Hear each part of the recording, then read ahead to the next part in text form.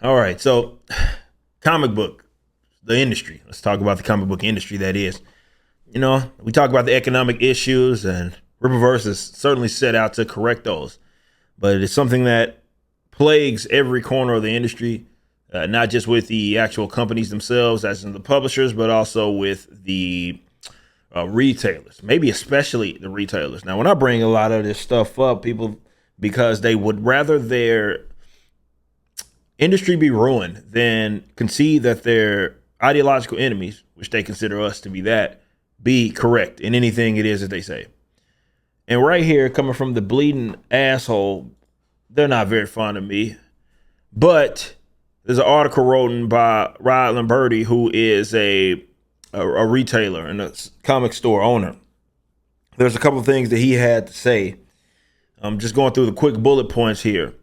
He says, back issues are red hot sellers. People want to buy comics.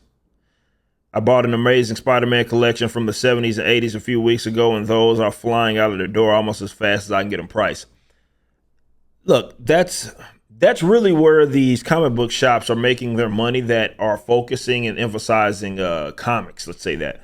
It's the back issues, the stuff from better days. Let's say that. Modern stuff, it's not really making them a whole lot of money. This is why so many people or comic book shops have got in the market of more toys and which a lot of them had already been, but especially with the tabletop games and all of that seeming to be focusing, is a comic book store that's focusing less on comics.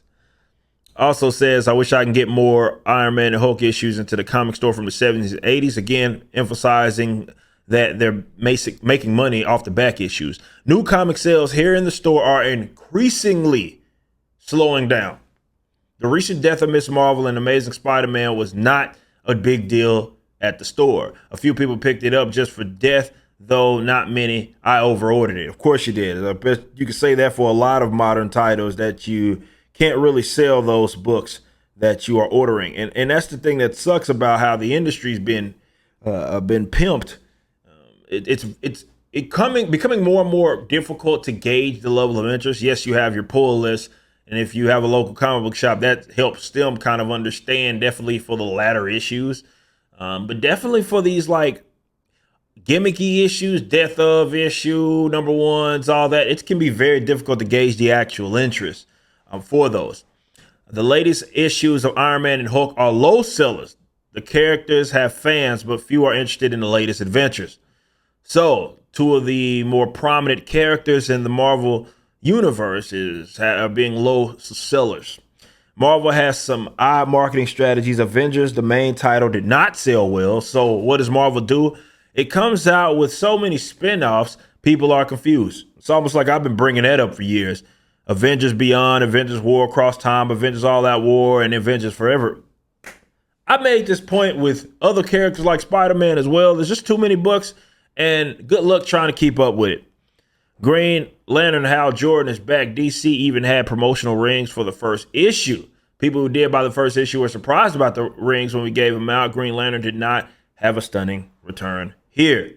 The renumbering of issues, and this is a very important point, has had fewer and fewer returns for sales over time, and is not boosting sales nearly as much as years in the past. That's, I would argue, their number one, pun intended, gimmick of trying to get a bunch of sales, and that's the renumbering and the rebooting. This is why Captain Marvel, for example, though not the only, has 1 million volumes, and it's because that's the way that they feel like they can make money. They can just reboot it and go from there.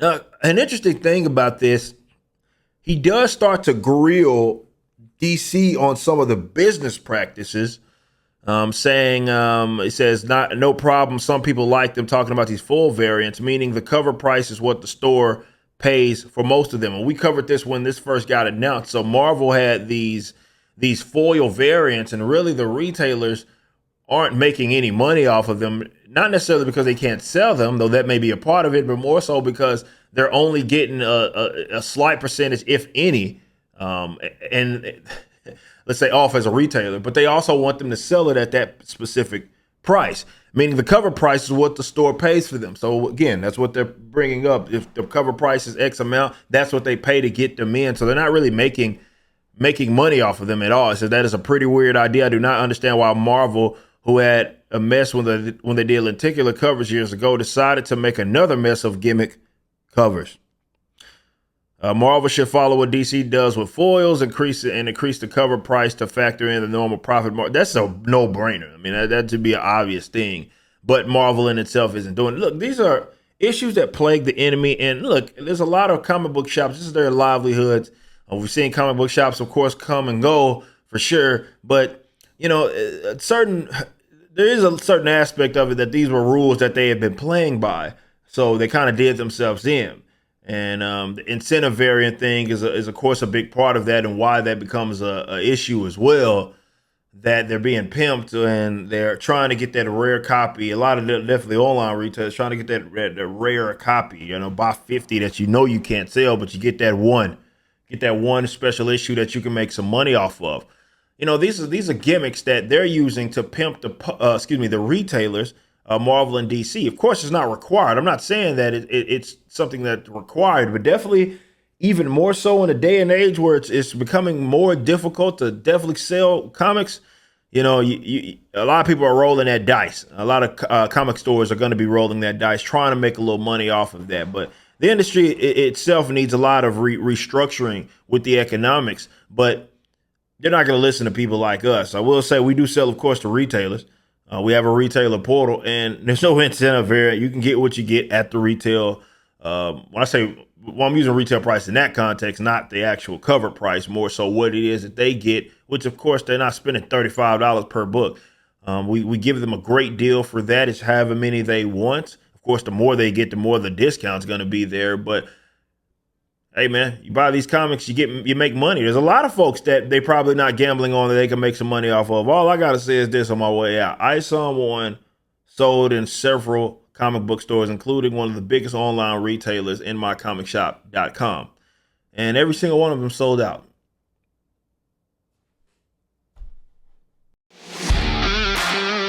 If you enjoyed this video and want to support other content, please become a member at EricDJuly.com. This is my own unique platform that replaced my Patreon. Our Ultramax, which is our highest tier, gets free shipping domestically even with Rippaverse orders, and are able to redeem the Creators Edition copy of ISOM #1. You can move up and down tiers or cancel at any time. Also visit Rippaverse.com. This is my comic book company that launched a $3.7 million campaign. We appreciate your support.